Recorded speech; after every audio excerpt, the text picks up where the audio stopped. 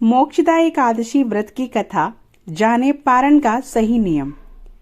इस साल 22 और 23 दिसंबर दोनों दिन एकादशी का व्रत रखा जा रहा है। अगर आप भी एकादशी का व्रत रखते हैं, आपको एकादशी व्रत के नियमों को भी अच्छे से मानना चाहिए। दरअसल एकादशी व्रत 10वीं तिथि की शाम से ही शुरू हो जाता है।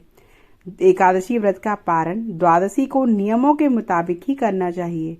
व्रत का पारण द्वादशी तिथि के खत्म होने से पहले कर लेना चाहिए। पारण में किसी ब्राह्मण को भोजन कराकर खुद भोजन ग्रहण करना चाहिए। व्रत का पारण चावल या फिर आंवला से करना चाहिए। इस दिन भूलकर भी बैगन, मसूर, उड़द की दाल और मूली का सेवन नहीं करना चाहिए।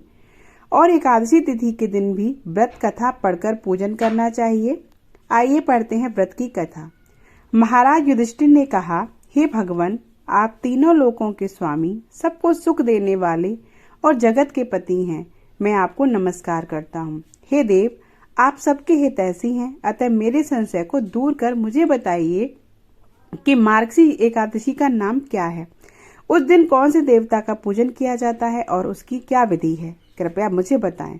भक्तवत्सल भगवान श्री कृष्ण कहने लगे, हे धर्मराज, तुमने बड़ा ही उत्तम प्रश्न किया है। इसके सुनने से तुम्हारा यश संसार में फैलेगा।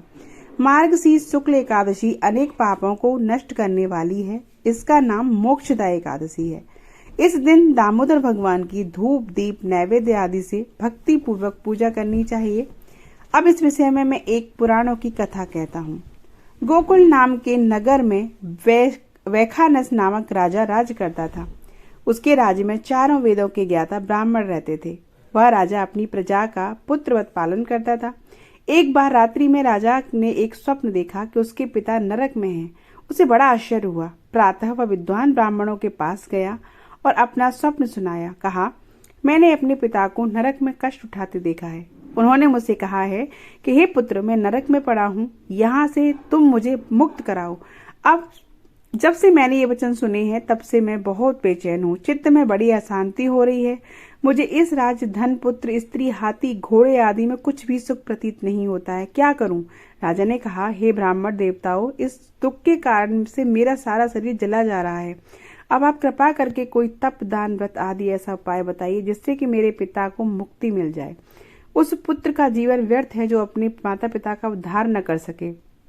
एक उत्तम पुत्र जो अपने माता पिता तथा पूर्वजों का उद्धार करता है, वह 1000 मूर्ख पुत्रों से अच्छा है। जैसे एक चंद्रमा सारे जगत में प्रकाश कर देता है, परंतु हजारों तारे नहीं कर सकते।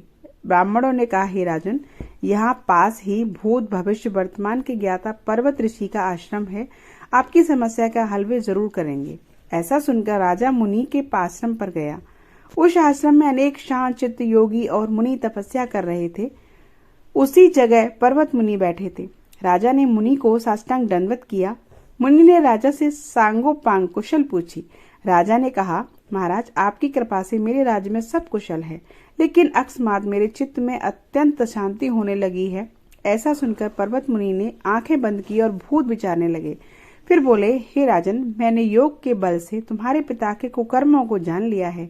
उन्होंने पूर्व जन्म में कामातुर होकर एक पत्नी को रति दी, किंतु सौत के कहने पर दूसरी पत्नी को ऋतुदान मांगने पर भी नहीं दिया।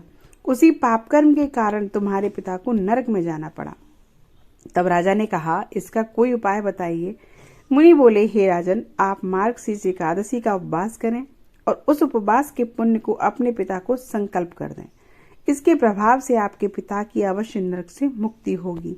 मुनि के ये वचन सुनकर राजा महल में आया और मुनि के कहने अनुसार कुटुंब सहित मोक्षदा एकादशी का व्रत किया। इसके उपवास का पुण्य उसने पिता को अर्पण कर दिया। इसके प्रभाव से उसके पिता को मुक्ति मिल गई और स्वर्ग में जाते हुए वे पुत्र से कहने लगे, हे पुत्र, तेरा कल्याण हो। यह कहकर स्वर्ग चले गए।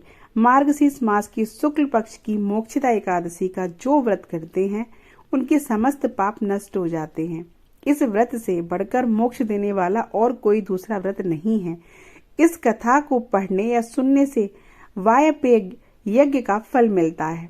यह व्रत मोक्ष देने वाला तथा चिंतामणि के समान सब कामनाएं पूर्ण करने वाला होता है। बोली दामोदर भगवान की जय।